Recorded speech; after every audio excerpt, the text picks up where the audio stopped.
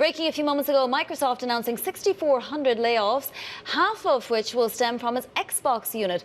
Bloomberg's Jason Schreier covers the gaming industry. So Jason, how much are these layoffs due to Microsoft's ailing fate in the stock market recently, and how much are they just due to the fact that Xbox hasn't had a hit in forever, and what on earth are those staff doing? Yeah, so the Xbox organization specifically has been struggling for a couple of years now. They replaced their CEO in February, who has vowed to do what she calls a reset, and this is the first step of that. This is, I think, maybe tangentially, but not really related to the broader cuts at Microsoft, which are about efficiency and AI. These are specific problems that Xbox has. And on those problems, by the way, I was just looking at the CEO of Xbox, the memo he wrote to staff, which you all covered, saying we must reset Xbox. I don't know if a pun is the best way to announce that you're laying off more than 3,000 employees. But putting that aside, how much of this, Jason, also has to do with what we've been learning about how expensive components are with Xbox itself having to rise prices? How much is that weighing on the company?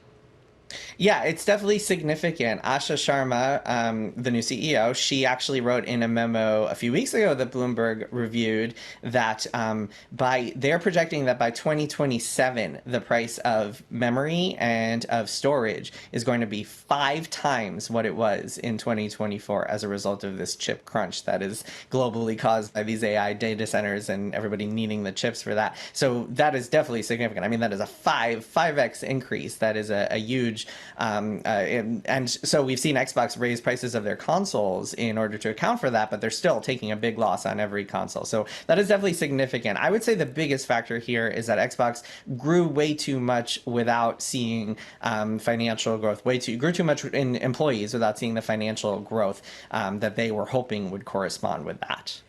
Jason, does this at all relate to the larger parent company? I realize it's kind of about half and half. But when looking at this, should we be concerned, for example, and I know you mostly concentrate on Xbox, so, you know, that taken with a grain of salt, but the overall spending of this company, because it has been one of the big hyperscalers, the spending, do Xbox woes translate into greater Microsoft woes and their willingness to continue to throw money at AI?